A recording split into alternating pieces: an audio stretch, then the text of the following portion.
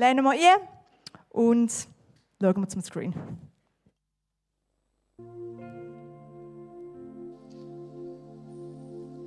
Herzlich willkommen in dem Jahr 2025 zu dem Jahresvisionsgottesdienst und ein besonders herzliches Willkommen geht via Livestream raus an die GVC Passersdorf und GVC Zürich-Oberland. Schön, dass ihr auch mit dabei seid an diesem besonderen Sonntagmorgen und natürlich auch ein herzliches Willkommen hier in der Parkarena. Ganz besonders an unsere Teens und Jugendlichen aus der T-Church und My Church. Schön sind ihr da.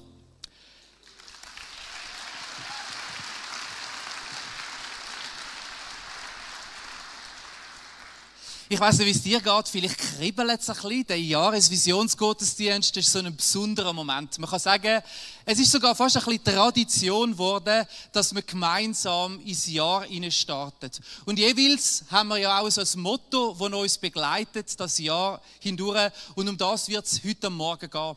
Und so in der Vorbereitung auf den Gottesdienst habe ich gedacht, es ist eigentlich noch cool, wie wir das miteinander feiern können.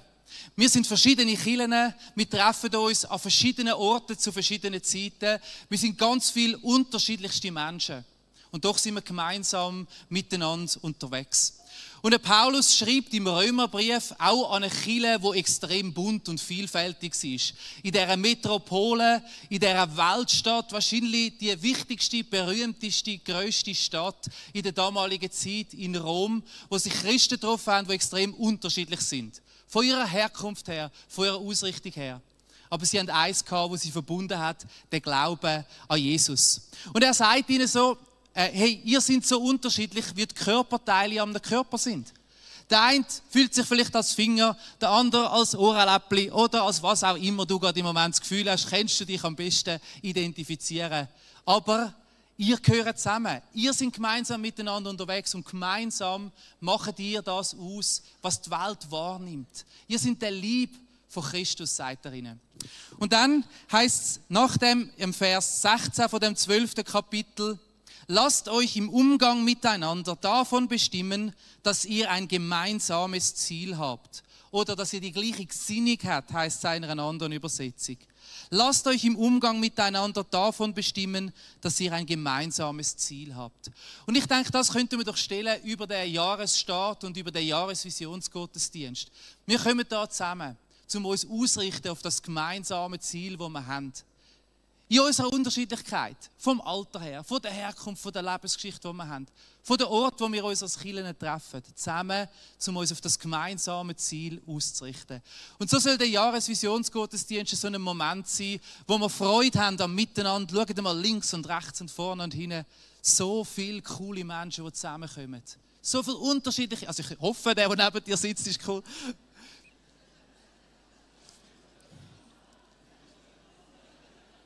In unserer ganzen Vielfalt, in unserer Unterschiedlichkeit, wenn wir uns heute Morgen ausrichten auf das gemeinsame Ziel, uns einstimmen auf ein Jahr vom Miteinander unterwegs sein. Und ganz schön ist, dass wir das als Bewegung machen können. Wir freuen uns so, einfach auch da miteinander verbunden zu sein und gemeinsam können unterwegs sein. Und darum, ich hoffe, ihr seid gespannt, freuen uns auf das Jahr 2025, auf alles, was kommen wird. Und ich lade Gott ein, dass er uns heute jedes ganz persönlich zeigt, was er vorhat mit uns in diesem neuen Jahr drin. In diesem Sinn, herzlich willkommen an diesem Jahresvisionsgottesdienst.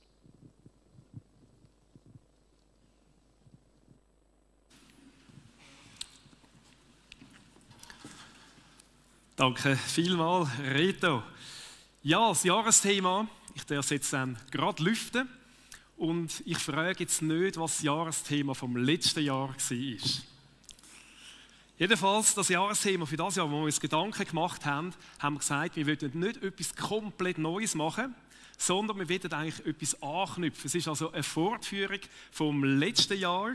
Und für die es nicht mehr wissen vom letzten Jahr, es war Abenteuer Glaube gewesen. Wir haben das gestern zur Nacht und zur Nacht ist auch noch erklären, wie das eigentlich geheissen hat.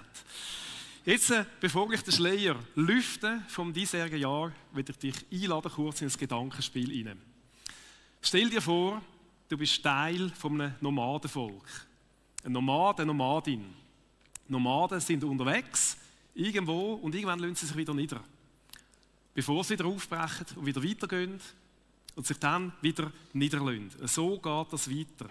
Und für sie ist das Verständnis, dass das Leben ein Weg ist, offensichtlich. Und vielleicht für uns, die einen festen Wohnsitz haben, das ist ja die Mehrzahl der Menschheit, die haben einen festen Wohnsitz, ist das vielleicht gar nicht immer klar, dass das Leben viel zu tun hat mit Unterwegssein und mit Sein. Aber auch dein und mein Leben hat mit dem zu tun, mit Unterwegssein. Ja, und das ist dann auch schon das Jahresthema. Ja, da haben wir es. Genau.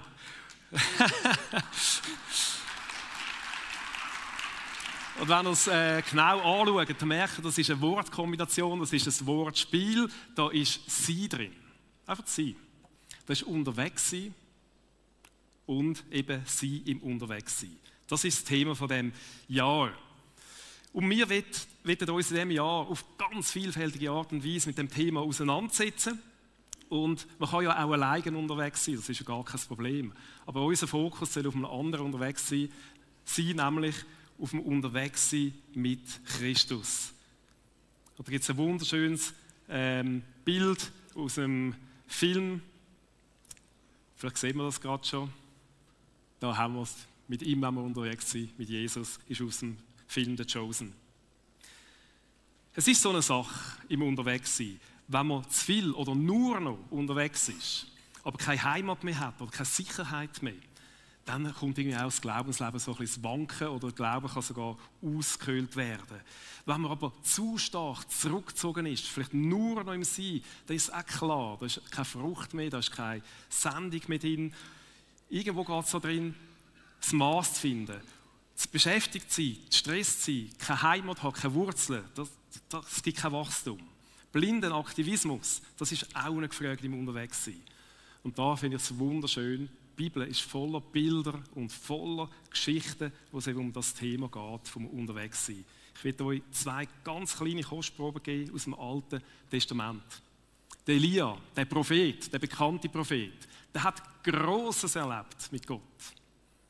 Und gleich eines Tages hat er Angst um sein Leben, er ist verfolgt worden, hat um sein Leben rennen. 40 Tage ist er gerannt und irgendwann ist er ausgelaugt und ohne Sinn mehr, ohne Perspektive hat es ihm zusammengeklappt.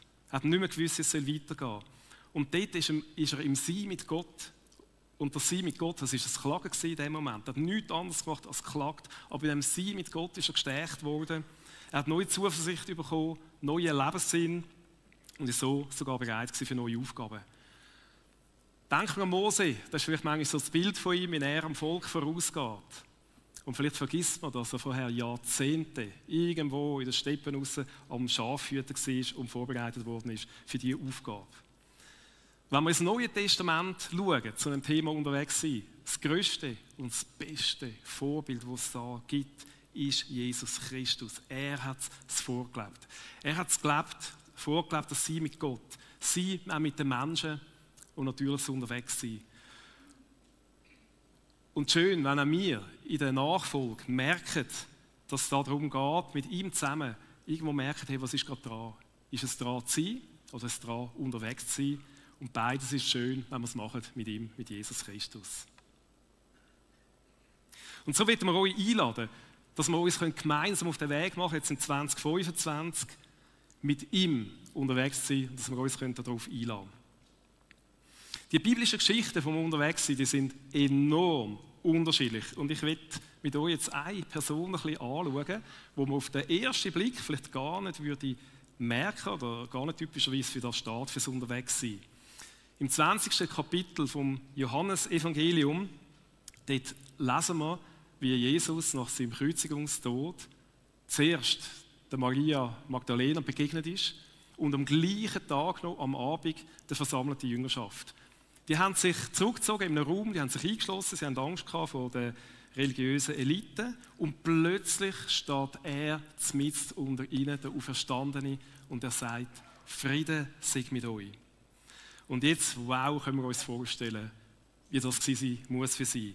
Die werden voller Freude sein, sie haben gestaunt, das muss grenzenlos sein, wahrscheinlich total zum Häuschen aus.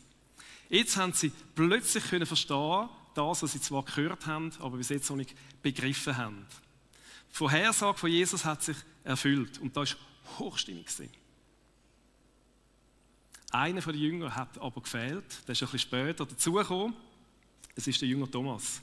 Und natürlich, als auch er dann bei ihnen war, haben sie sofort angefangen zu erzählen und gesagt, was er jetzt gerade verpasst hat und dass sie den auferstandenen Jesus gesehen haben. Und was der Thomas gehört hat, ist natürlich auch er in Begeisterungsstürmen ausgebrochen. Auch er hat sich kaum mehr halten vor Freude. Die Geschichte kennen, wissen, es war nicht ganz so gewesen. Seine Empfindungen in dem Moment sind komplett anders gewesen, das wollen wir lesen miteinander im Kapitel 20 vom Johannesevangelium. Deshalb erzählten die Jünger ihm später, wir haben den Herrn gesehen, doch Thomas zweifelte. Das glaube ich nicht, ich glaube es erst, wenn ich seine durchbohrten Hände gesehen habe. Mit meinen Fingern will ich sie fühlen und meine Hand will ich in die Wunden an seiner Seite legen. Da war keine Euphorie gewesen. Der Bericht, den wir hier gelesen haben, der gibt an Thomas oft den Übernamen der Zweifler oder eben auch der ungläubige Thomas. Aber mich dunkt, die Bezeichnungen, die greifen viel zu kurz. Für mich ist er eher einer, der es wissen wollte. Der hat sich nicht abspeisen lassen mit dem Bericht von anderen. Ihm hat es nicht gelangt, wenn die anderen begeistert sind. Er wollte Gewissheit haben, dass es wirklich so ist. Und dann ist es wunderbar zu sehen, wie Jesus ihn total ernst nimmt. Und wir lesen da gerade weiter. 8 Tage später hatten sich die Jünger wieder versammelt. Diesmal war Thomas bei ihnen. Und obwohl sie die Türen wieder abgeschlossen hatten, stand Jesus auf einmal in ihrer Mitte und grüßte sie, Friede sei mit euch. Dann wandte er sich an Thomas, leg deine Finger auf meine durchbohrten Hände und sieh sie dir an. Gib mir deine Hand und leg sie in die Wunden an meiner Seite. Zweifle nicht länger, sondern glaube. Thomas antwortete, mein Herr und mein Gott. Jetzt merken wir, jetzt ist es mit Thomas ganz anders gewesen. Jesus hat ihn sehr ernst genommen und er wendet sich direkt an ihn. Und jetzt hat der Thomas ganz tief können glauben, mein Herr und mein Gott. Erinnern wir uns jetzt als Jahresthema an das Unterwegssein. Was hat das jetzt mit dem Thomas zu tun? Die Evangelien berichten uns gar nicht so wahnsinnig viel über den Thomas. Wir sehen, während der Wirkungszeit von Jesus hat er ab und zu mal etwas gesagt. Unter anderem beim letzten Abendmahl hat er eine spannende Frage gestellt. Aber sonst sagt die Bibel wirklich nicht viel. Auch nachher, wie es weitergegangen mit ihm, da lesen wir eigentlich nichts. Vielleicht weist es ein bisschen darauf hin, dass er in dieser Zeit mehr im Sein-Modus war. Im Sein. In der Bibel gibt es keinen weiteren Bericht mehr über Thomas, aber nach den christlichen Überlieferungen und auch apokryphischen Schriften wird ihm eine enorm weite Missionstätigkeit zugeschrieben. Eine der ältesten und am weitesten verbreiteten Überlieferungen sagt, dass der Thomas nach Indien gereist ist, nach Südindien, um dort das Evangelium zu verkünden. Auf dem Landweg von Jerusalem bis dorthin sind das über 6000 Kilometer, die er da gemacht hat. So soll er im Jahr 52 nach Christus in der Region Kerala angekommen sein und christliche Gemeinden gegründet haben. Und die Menschen dort werden bis heute zum Teil noch Thomas-Christen genannt, wegen ihm. Und nach diesen Überlieferungen hat er sehr, sehr viele Menschen zum Christentum gebracht, offenbar auch Angehörige vom lokalen Königsfamilie. Vor 2 Jahren durfte ich mit 2 anderen aus der GVC nach Chennai reisen. Es ist eine riesige Stadt, weit über 10 Millionen Einwohner, um die Werke von Chelapas zu besuchen. Chelapas, die dort wirken, die wir auch als GVC unterstützen. Und sie haben uns auf so einen Hügel in dieser Stadt geführt, der heisst Thomas Mountain. Dort hat es eine Kirche, eine Basilika, und die heißen auch nach ihm Thomas Basilika. Und dort soll der Thomas, der Märtyrertod, gestorben sein für seinen Glauben. Also wir sehen, Gott hat enormst durch ihn gewirkt. Ich glaube darum, weil Jesus ihm ganz persönlich begegnet ist, weil so hat er sich erst nachher für seine Aufgabe brauchen lassen. Jetzt treten wir nochmal zurück in die Situation, wo Jesus ihm die Hand hingestreckt hat. Der Thomas war ehrlich. Er hat gesagt, wie es ihm geht. Und er hat die Begegnung gebraucht. Jetzt haben wir aber den Blick wegnehmen vom Thomas und vielmehr auf Jesus richten. Jesus ist ihm begegnet. Wie geht es dir heute? Hast du auch solche Erlebnisse, wo du kannst sagen, hey, da habe ich irgendeine Begegnung mit Jesus gehabt? Auf irgendeine Art und Weise. Oder du hast auf irgendeine Art wahrgenommen. Oder hast ein Erlebnis gehabt, wo du gewusst hast, da ist die Lebendigkeit von Jesus dahinter. Wenn das so ist, ist das wunderbar. Vielleicht sagst du aber auch, im Moment bin ich eher auf einer Durststrecke. Wie es auch ist, du darfst es Jesus ganz ehrlich sagen, wie es dir geht. Das ist wichtig. Du darfst ihm deinen Wunsch sagen, ihn irgendwie wahrzunehmen. Auf welche Art und Weise er dir begegnen wird, ich weiß es nicht, aber er schon. Und das hat mit dem Sein bei Jesus zu tun. Auch in den Fragen hinein. Kürzlich habe ich von jemandem gehört, von einem Priester, der gefragt worden ist, warum dann Jesus nach der Auferstehung überhaupt noch Wunden gehabt in den Händen und auf der Seite. Und er hat eine ganz interessante Antwort gegeben, weil er hat gesagt, hey, die Wunden, die sind Quellen vom Leben. Das Bild hat mir sehr gut gefallen. Sie sind Zeichen, die Wunden, dass Jesus für uns alles gegeben hat, aber wirklich alles.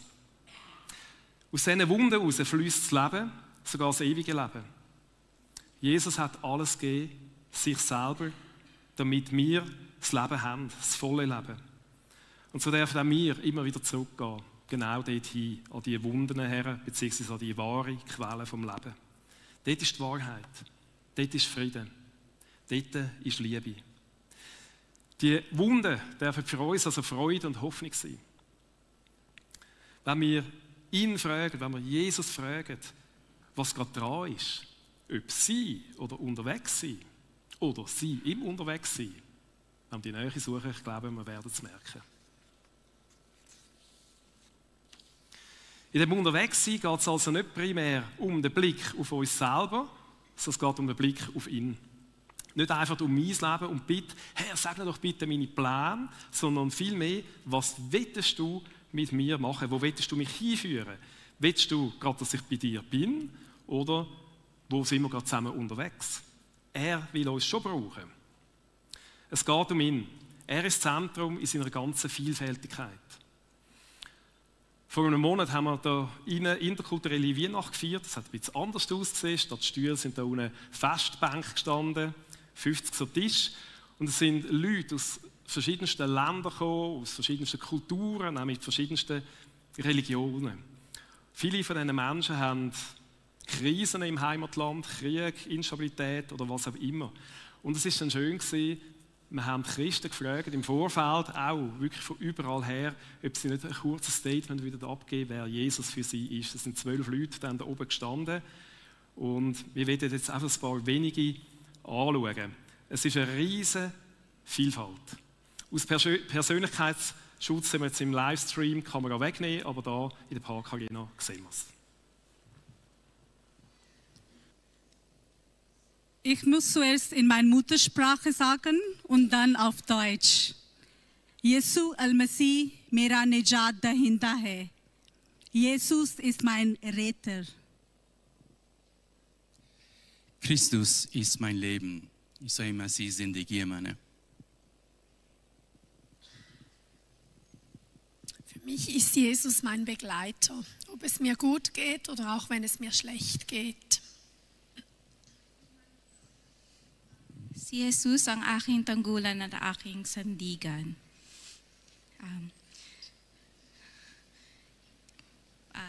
Jesus ist meine feste Burg. Jesus nein menche hiwatayu. Für mich Jesus ist die Quelle meines Lebens.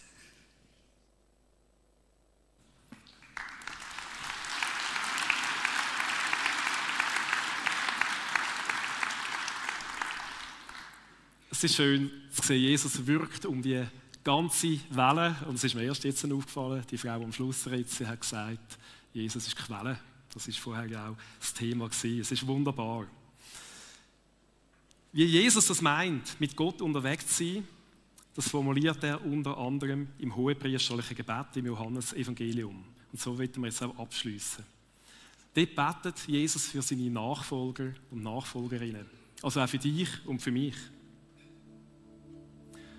Und so betet er: Ich bitte dich nicht, sie aus der Welt zu nehmen, aber schütze sie vor der Macht des Bösen. Sie gehören ebenso wenig zur Welt wie ich. Jesus will, dass wir in dieser Welt sind und uns ihr auch zuwenden tun. Lass ihnen deine Wahrheit leuchten, damit sie immer enger Gemeinschaft mit dir haben oder mit dir leben. Dein Wort ist die Wahrheit. Es ist Gottes tiefer Wunsch, dass wir Gemeinschaft mit ihm haben und wir darin wachsen. Warum? Weil er dich liebt. Es geht um sie mit ihm. Wie du mich in die Welt gesandt hast, so sende ich sie in die Welt. Schau uns das Privileg an, dass Gott mit uns wirken oder durch uns wirken will. Wo auch immer das ist, dort, wo wir unterwegs sind. Für sie gebe ich mein Leben hin, damit ihr Leben ganz dir gehört. Da sind wir wieder bei dieser Lebensquelle. Ich will zusammenfassend so schliessen, ob wir persönlich gerade gut unterwegs sind oder ob wir Lasten tragen tun im Leben, vielleicht auch Trauer. Wir sind eingeladen, uns auf den ewigen Christus zu fokussieren. Er ist gekommen und er hat alles auf sich genommen, alle Lasten und Leiden, damit wir das Leben haben. Das volle Leben, aus ihm raus. Und er lädt uns ein, mit ihm zu sein, mit ihm unterwegs zu sein und im Unterwegssein mit ihm zu sein. Amen.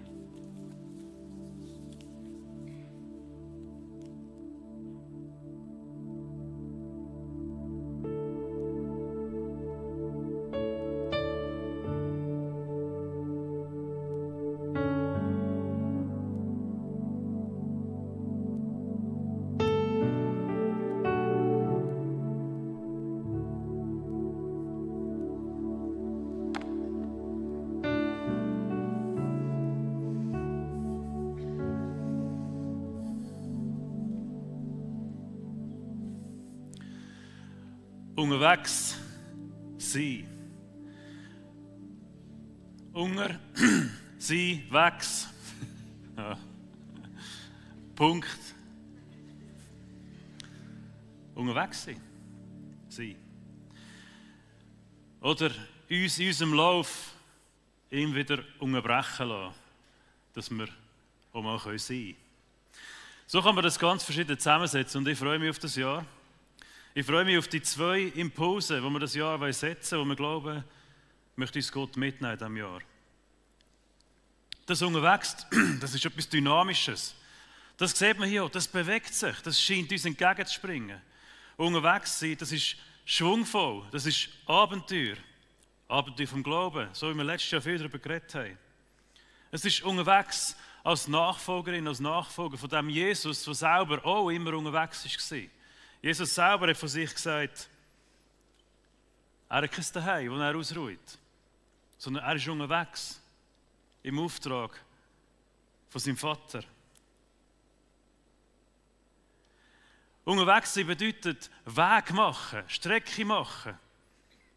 Unterwegs sein bedeutet Berge erklimmen und vielleicht, so wie aktuell gerade, Berge auch wieder oben runter zu rasen. Sie gehen Skirennen am Laufen, da irgendwo.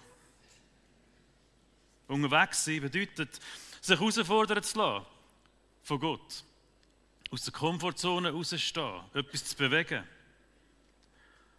Und das ist ein mega wichtiger Teil von diesem kommenden Jahr und ich freue mich darauf. Weil ich glaube, wir als Kirche haben einen riesen Auftrag, in seinem Reich zu wirken, gegen aussen zu strahlen, Zeugnis zu sein für den grossen Gott, unterwegs für ihn.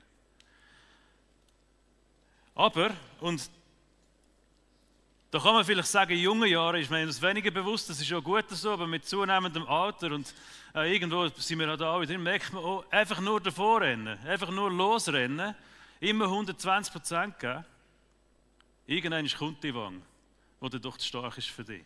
Also es geht nicht, dass wir immer nur Vollgas geben. Und das war auch nicht die Idee gewesen.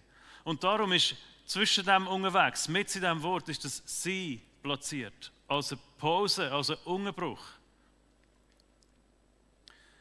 Das ist nicht ein Ort, ein geografischer Ort. Heute ist es vielleicht bei dir die Kirche, da in Park Arena, oder bei dir daheim oder im Zürich Oberland oder im Basi. Aber unterwegs, unterbrechen mit dem Sein bedeutet für mich, an einen Ort herzugehen, wo wir bei Jesus sein können. Ich glaube, und das lesen wir bei Jesus so, er hat zwar kein Zuhause gehabt, so klassisch wie du und ich. Er war immer unterwegs gewesen, aber hat sich immer unterbrochen, um Zeit mit seinem Vater zu verbringen, Zeit mit dem Vater im Himmel zu verbringen. Also, ich glaube, so fest wie wir wollen, unterwegs sein, etwas erreichen, etwas machen, etwas bewegen, so wichtig ist es, dass wir wissen, wo wir daheim sind. Dass wir in unserem Herzen daheim haben, wo Gott wohnt. Wo wir face to face mit ihm sein können, wo wir so Thomas-Momente haben können, wo wir mit unseren Zweifeln, unseren Fragen, unseren Schwierigkeiten, weil die gibt es, wenn wir am Laufen sind, dürfen zu Gott kommen. Und die können besprechen mit ihm, aber vor allem einfach dürfen Gemeinschaft mit ihm verbringen. Das Sein, das sind die Momente, wo wir viel mehr als nur einfach unseren Tank füllen können für die nächsten paar Kilometer. Das ist ein Ort, wo ich glaube, dort wollen wir unbedingt Zeit verbringen. Dort wollen wir sein, weil dort ist Gott, dort begegnet uns Gott. Dort darfst du sein, wer du bist. Dort darf ich sein, wer ich bin. Und man muss dort nicht mal etwas machen, sondern wenn Gott dort ist und wir dort sind, dann passiert etwas mit uns. Dann verändert sich dies und mein Herz. Dann verändere ich mich von innen raus. Und mein Unterwegssein, wenn ich dann wieder Weg mache, wird nachher anders aussehen. Es sind nicht zwei Pole, die irgendwie um Aufmerksamkeit ringen. Für mich ist es nicht das. Für mich ist es vielleicht vielmehr zwei wichtige Sachen in unserem Leben, die in einer Balance sein muss.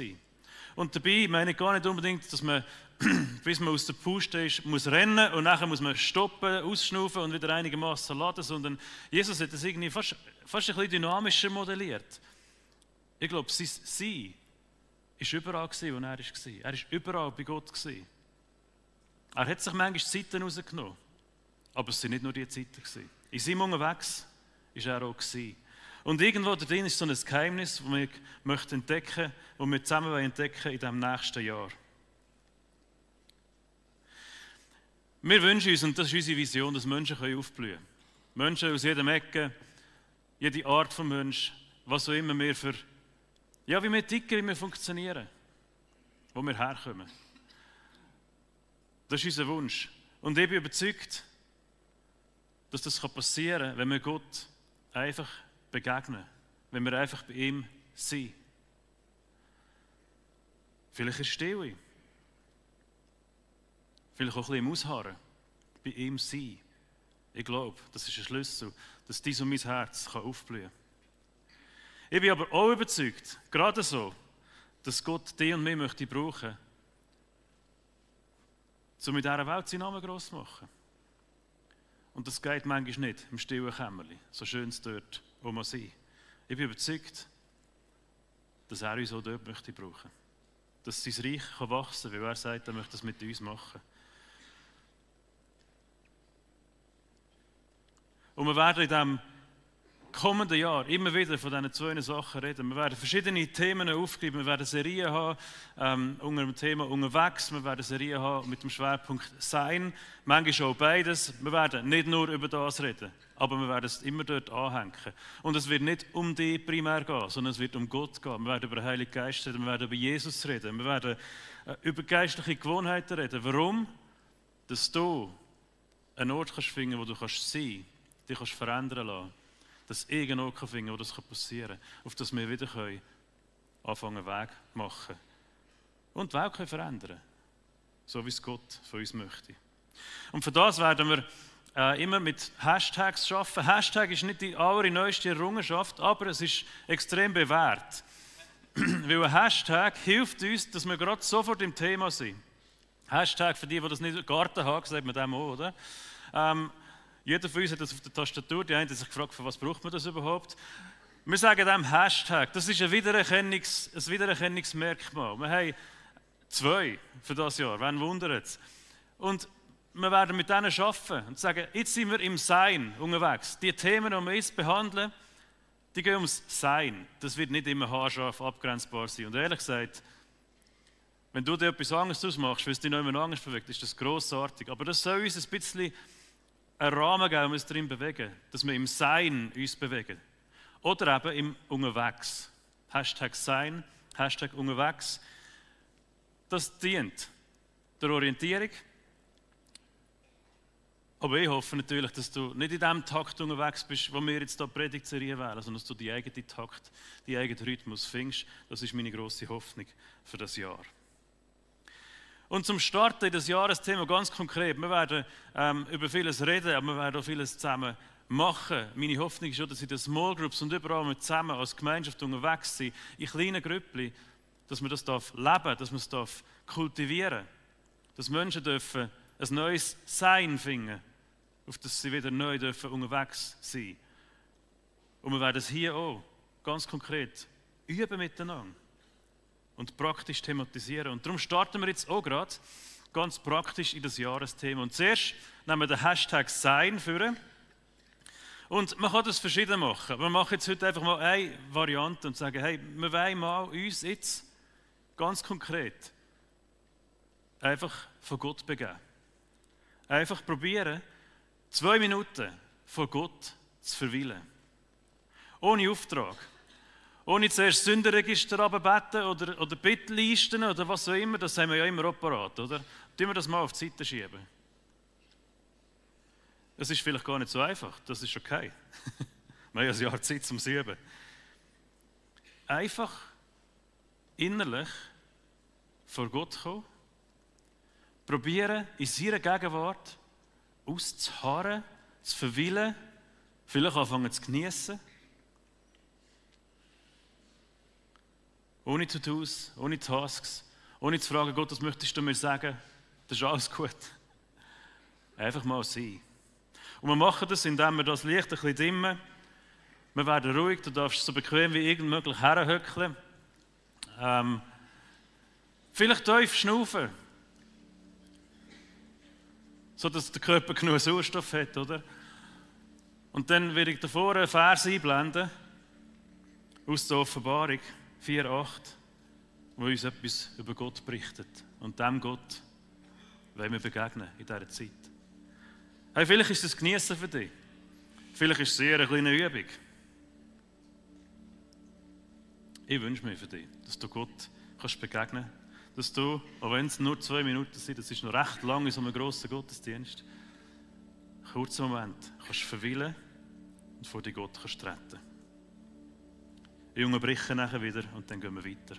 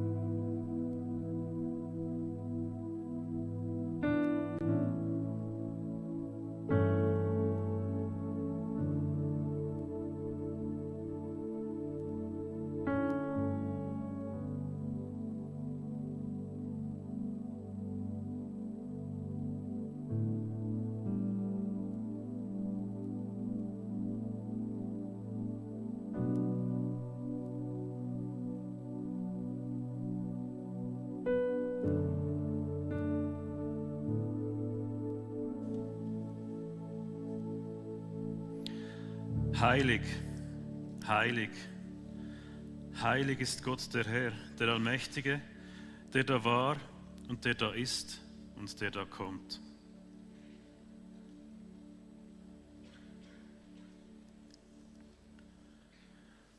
Jesus, wir wollen in diesem Jahr immer wieder Momente haben, wo wir, egal was rundherum läuft, können zu dir kommen, den heiligen Gott anschauen, dich anschauen, mit dir Zeit verbringen.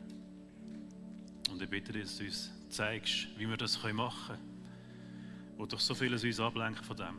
Dass du uns Momente gibst, wo wir unterbrechen in unserem Lauf und zu dir kommen und bei dir sein können. Und uns von dir können verändern und bewegen. Amen.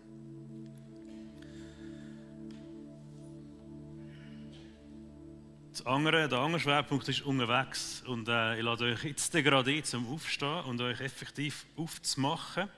Ganz praktisch.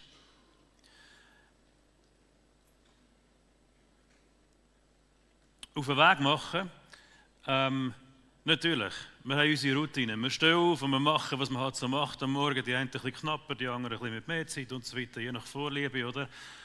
Und man hat so eine gewisse Routine. Und so sind wir auch sehr routiniert im Unterwegssein, im Laufen, im Vorwärtsgehen. Und ich lade euch heute ein, auch etwas, das ein bisschen routiniert ist bei uns, ein bisschen traditionell ist bei uns, zu machen.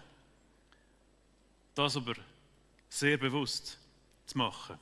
Wir haben, und die einen haben es schon vielleicht geschnallt, wir haben ja jedes Mal in unserem Visionsgottesdienst wir die Bibelverskärtchen verteilen. Kann man ziehen, wir verteilen, immer ein bisschen anders.